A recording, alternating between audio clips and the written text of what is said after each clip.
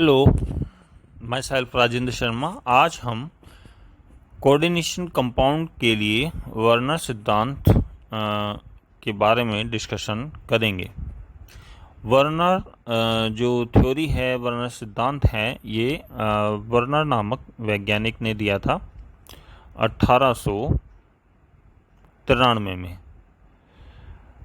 और इस वर्नर सिद्धांत के लिए उन्हें नोबेल पुरस्कार से सम्मानित भी किया गया था। कोऑर्डिनेशन कंपाउंड के व्यवहार के बारे में वर्नर थ्योरी है।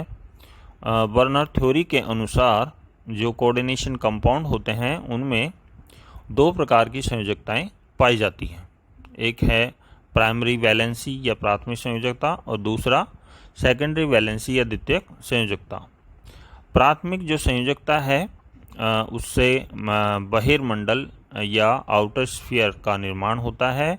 ये आयनिक होती है और ये धातु की ऑक्सीकरण अवस्था को दर्शाती है। यानी जो कॉम्प्लेक्स कंपाउंड है उसमें मेटल आयन पर का जो ऑक्सीकरण स्टेज है वो ही प्राथमिक संयोजकता होगी।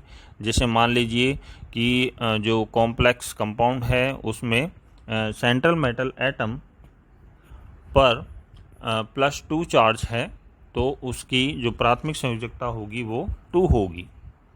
तो इस तरीके से हम प्राथमिक संयोजकता को समझ सकते हैं और इससे प्राथमिक जो संयोजकता है वो ऋणायन से संतुष्ट होती है। और ऋणायन और जो कैटायन है उसके मध्य क्या बनता है, उसके मध्य आयनिक बॉन्ड बनता है इलेक्ट्रोस्टैटिक फोर्स के कारण। इस ये जो बंध है, जब हम कॉम्प्लेक्स कंपाउंड को डिसॉल्व करते हैं तो ये आयनिक बंध टूट जाता है जिससे कैटायन और एनायन का निर्माण होता है।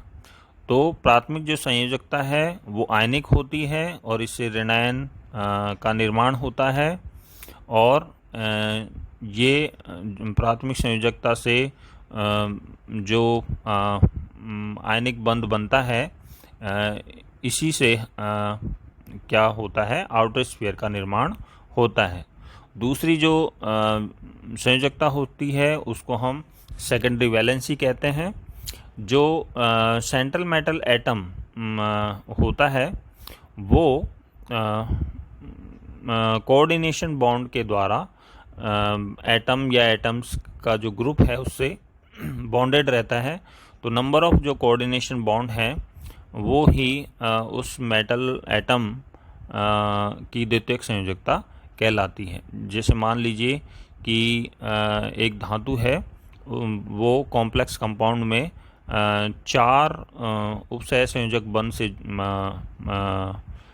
बंधित है तो उस धातु की समन्वय संख्या या कोऑर्डिनेशन नंबर 4 होगी। 6 है कोऑर्डिनेशन नंबर्स की संख्या तो उसकी समन्वय संख्या भी 6 होगी। और जो बॉन्डेड रहता है कोऑर्डिनेशन बॉन्ड के द्वारा, जो एटम या एटम्स का जो ग्रुप है वो बॉन्डेड रहता है, उसको हम लिगैंड कहते हैं। तो लिगैंड और जो मेटल है, मेटल एटम, उसके मध्य कोऑर्डिनेशन बॉन्ड होता है और लिगैंड और मेटल एटम मिलकर के और ये समन्वय मंडल का निर्माण करते हैं। इसको हम इनर स्फीयर भी कह सकते हैं। और ये समन्वय मंडल होता है जो कि इसको हम इनर स्फीयर भी हम इसको कह सकते हैं। और इसमें जो कोऑर्डिनेशन बॉन्ड होता है जिसके कारण कोऑर्डिनेशन जो बॉन्ड है वो इजीली ब्रेक नहीं हो पाता आयनिक बॉन्ड की तुलना में। इसलिए जब हम कॉम्प्लेक्स कंपाउंड को डिसॉल्व करते हैं तो एक कॉम्प्लेक्स आयन का निर्माण होता है, क्योंकि लिगैंड मेटल के मध्य जो कोऑर्डिनेशन बॉन्ड होता है वो ब्रेक इजीली नहीं होता है। इसलिए कॉम्प्लेक्स आयन ही बन पाता है। और इसी वजह से ये जो कंपाउंड होते हैं इनको हम अलग तरीके से वर्गीकृत करते हैं। अब समन्वय संख्या जो है वो किसी जो कंपाउंड है उसमें 6 भी हो सकती है, 4 भी हो सकती है।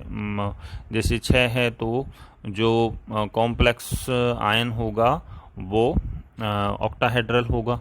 4 है तो स्क्वायर प्लेनर हो सकता है, टेट्राहेड्रल हो सकता है।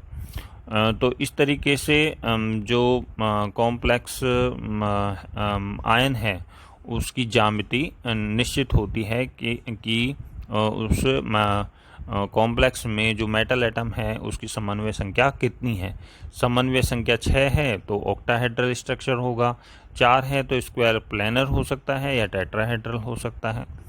तो जो वर्नर थ्योरी है वो हमें इन्हीं बातों के बारे में जानकारी देती है कि जो कॉम्प्लेक्स कंपाउंड है उसमें 2 प्रकार की संयोजकता होती है, प्राथमिक संयोजकता और द्वितीयक संयोजकता।